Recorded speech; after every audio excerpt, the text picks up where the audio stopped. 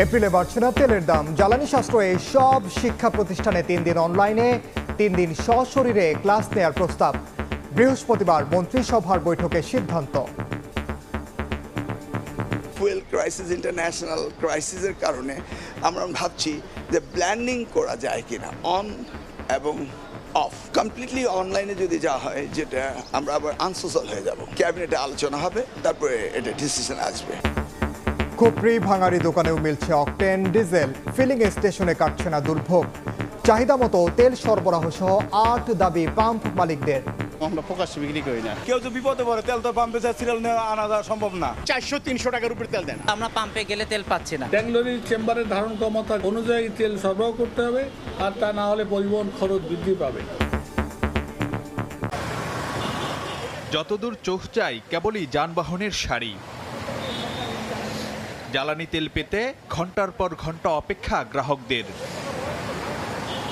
মঙ্গলবারও এমন দৃশ্য দেখা গেছে রাজধানীর বিভিন্ন ফিলিং স্টেশনে। সরকার বলতেছে তেল আছে, কিন্তু আমরা পাম্পে গেলে তেল পাচ্ছি না। 5টা পাম্পে ঘুরে তেল না পেয়ে তারপরে এখানে আসলাম। বলে যে সংকট নাই, মুখের কথা, কিন্তু আমরা তো দেখি সংকটই। সেই সকাল 6:45 থেকে দাঁড়িয়ে আছি, এখনো মোটামুটি শেষ পর্যায়ে দিকে আসছি, এখনো নিতে পারি নাই। 4 ঘন্টা হয়ে গেছে। 500-400-300 টাকার উপরে তেল দেন না। ভাই, তেলগুলি কোথায় গেল গা? ডিজেলেরও জাহাজ আইছে, অকটেন পেট্রোল তো বাংলাদেশই হইতেছে, তো এটার তো ক্রাইসিস থাকবো কেন? মাঠের এমন বাস্তবতায় রাজধানীতে সংবাদ সম্মেলন করে নিজেদের অবস্থান তুলে ধরে পেট্রোল পাম্প মালিক সমিতি। নেতারা জানান, আতঙ্কিত হয়ে বাড়তি তেল কেনার প্রবণতায় চাহিদা বেড়েছে অস্বাভাবিক হারে, আর সে অনুযায়ী ডিপো থেকে মিলছে না জ্বালানি তেল। অস্বাভাবিক চাহিদা, বর্তমান প্রেক্ষাপটে যে চাহিদা বাজারে তৈরি হয়েছে সেই চাহিদার তুলনায় আমরা তেল সরবরাহ পাচ্ছি না। দিস ইজ ভেরি ক্লিয়ার, কারণ এই চাহিদা তো চাহিদা না, এটা হলো একটা সম্পূর্ণ প্যানিক বাইং। পরিস্থিতি বিবেচনায় পেট্রোল পাম্পে পর্যাপ্ত নিরাপত্তা, তেল বিক্রির সময়সীমা সকাল 7টা থেকে রাত 8টা পর্যন্ত নির্ধারণ, ডিপো থেকে ট্যাঙ্ক লোডের চেম্বারের ধারণ ক্ষমতা অনুযায়ী তেল সরবরাহ সহ 8 দফা দাবি জানায় পেট্রোল পাম্প মালিক সমিতি। 4,500 চেম্বার, তাতে দেওয়া হচ্ছে 3,000-2,000। এই 2,000-3,000 তেল পরিবহন করে নিয়ে পরিবহন খরচ দ্বিগুণ হয়ে যাচ্ছে। কয়দিন আপনি এই লস বিয়ার করতে পারবেন? গ্রাহকদের সরকারি নির্দেশনা মানার আহ্বান জানিয়ে পেট্রোল পাম্প মালিকরা বলছেন, বর্তমান বাস্তবতায় সাশ্রয়ী হওয়ার বিকল্প নেই। ফারুক ভিয়া, রবিন, সময় সংবাদ, ঢাকা। মধ্যপ্রাচ্য সংঘাতের জেরে 1 মাস ধরে অস্থির বিশ্বের জ্বালানি বাজার। সংকট মোকাবিলায় নানা পদক্ষেপ নিচ্ছে বাংলাদেশ। জ্বালানি পরিস্থিতি নিয়ে মঙ্গলবার সকালে প্রধানমন্ত্রী তারেক রহমানের সভাপতিত্বে উচ্চ পর্যায়ের বৈঠক হয়। এতে বিদ্যুৎ, জ্বালানি ও খনিজ সম্পদ মন্ত্রী ইকবাল হাসান মাহমুদ, প্রতিমন্ত্রী অনিন্দ্য ইসলাম অমিত, শিক্ষামন্ত্রী ইহসানুল হক মিলন সহ সংশ্লিষ্ট মন্ত্রণালয়ের ঊর্ধ্বতন কর্মকর্তারা অংশ নেন। বৈঠক শেষে প্রধানমন্ত্রীর নানা নির্দেশনার কথা তুলে ধরে শিক্ষামন্ত্রী জানান, জ্বালানি সাশ্রয়ে দেশের সব শিক্ষা প্রতিষ্ঠানে 1 দিন অনলাইন, পরদিন অফলাইনে, সপ্তাহে 3 দিন অনলাইন ও 3 দিন সশরীরে ক্লাস নেয়ার চিন্তা করছে সরকার। বৃহস্পতিবার মন্ত্রিসভার বৈঠকে এ বিষয়ে চূড়ান্ত সিদ্ধান্ত আসবে বলেও জানান মন্ত্রী। ফুয়েল ক্রাইসিস, ইন্টারন্যাশনাল ক্রাইসিসের কারণে আমরা ভাবছি যে ব্ল্যান্ডিং করা যায় কিনা, অন এবং অফ আসবে এবং অনলাইনে। কমপ্লিটলি অনলাইনে যদি যাওয়া হয়, যেটা আমরা আবার আনসোশ্যাল হয়ে যাব। স্কুল আওয়ারটাকে অর্থাৎ 6 days a week করছি। Will propose in the cabinet meeting থার্সডেতে আমাদের মন্ত্রণালয় থেকে, তারপর ক্যাবিনেটে আলোচনা হবে, তারপরে এটা ডিসিশন আসবে। এদিন সচিবালয়ে দেশের জ্বালানি তেল মজুতের সার্বিক তথ্য তুলে ধরেন বিদ্যুৎ, জ্বালানি ও খনিজ সম্পদ মন্ত্রণালয়ের যুগ্ম সচিব। জানান, মার্চের মতো এপ্রিলেও জ্বালানি তেলের কোনো সংকট হবে না।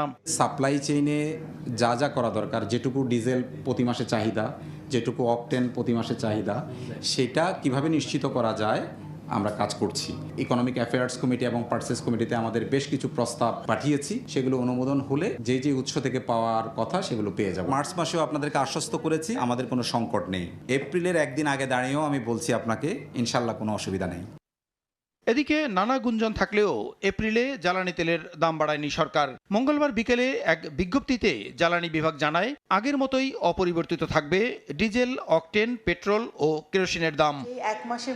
নিজ মন্ত্রণালয়ে পররাষ্ট্র প্রতিমন্ত্রী জানান, মজুদ বাড়াতে ভারত, রাশিয়া, সৌদি আরব সহ বিভিন্ন দেশ থেকে জ্বালানি তেল আমদানির চেষ্টা চলছে। মজুদটা যেন আমরা আরো বাড়াতে পারি, সেজন্য আমাদের ডিপ্লোমেসি চলছে। যে সোর্সগুলো থেকে আমরা এখন যুদ্ধের কারণে তেল আনতে পারছি না, সেই কারণে আমরা অন্য সোর্স থেকে যাতে আমরা তেল আনতে পারি, যতটুকু সহযোগিতা জ্বালানি মন্ত্রণালয়কে করার সেটা আমরা 100% করছি। কৃত্রিম উপায়ে জ্বালানি সংকট তৈরির চেষ্টা রুখতে ব্যবস্থা নেওয়া হচ্ছে বলেও জানান প্রতিমন্ত্রী।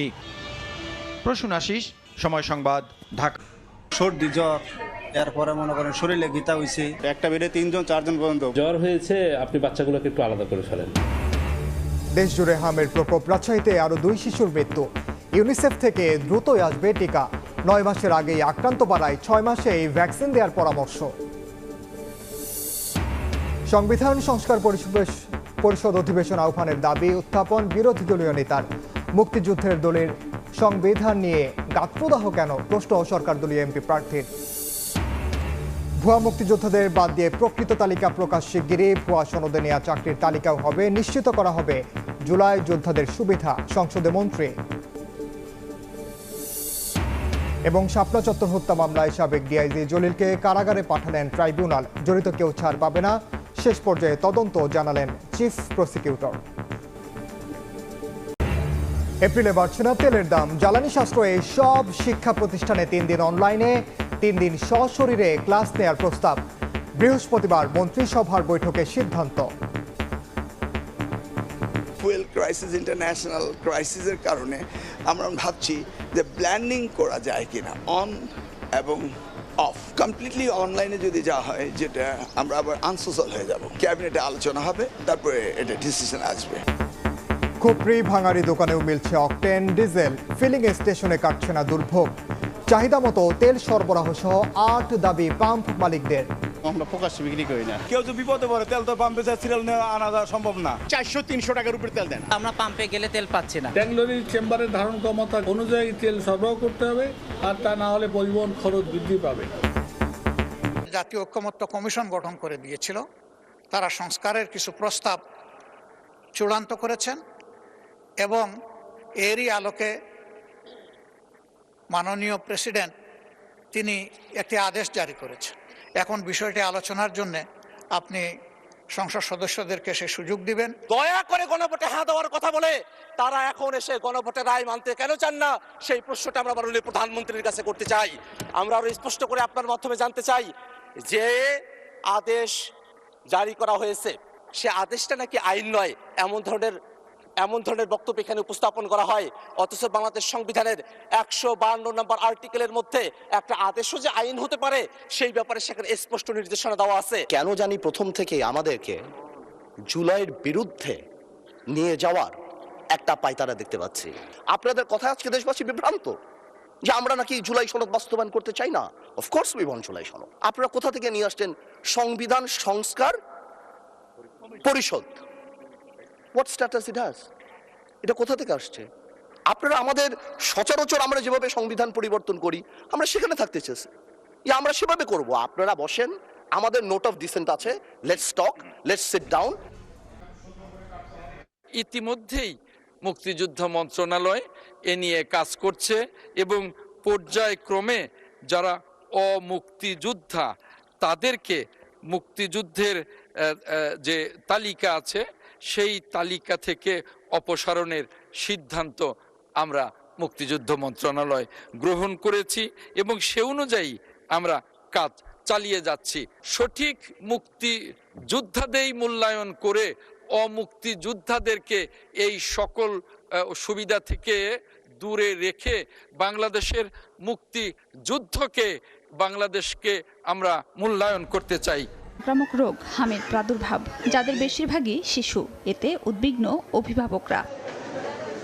হাম সংক্রমণ ঠেকাতে বরিশালে নড়ে চড়ে বসেছে স্বাস্থ্য বিভাগ। শের-ই-বাংলা মেডিকেল কলেজ হাসপাতালে তৈরি করা হয়েছে আলাদা আইসোলেশন ওয়ার্ড। বিভাগীয় স্বাস্থ্য বিভাগের তথ্য মতে গত 24 ঘন্টায় সেবা জিমে ভর্তি হয়েছে 37 শিশু। বরগুনায় 3 মাসে 3 শিশুর মৃত্যুর পাশাপাশি আক্রান্ত 80 জন। বিভাগে মোট মৃত্যুর সংখ্যা 8 আর আক্রান্ত ছাড়িয়েছে 206 জনে। আর একটু ভালো অবস্থা হলে আমাদের জন্য সুবিধা হইতো, রোগীর জন্য ভালো হইতো। বেডে তো খুবই সংকট, একটা বেডে 3জন 4জন পর্যন্ত প্রতিদিন আসতে যাইতেছে।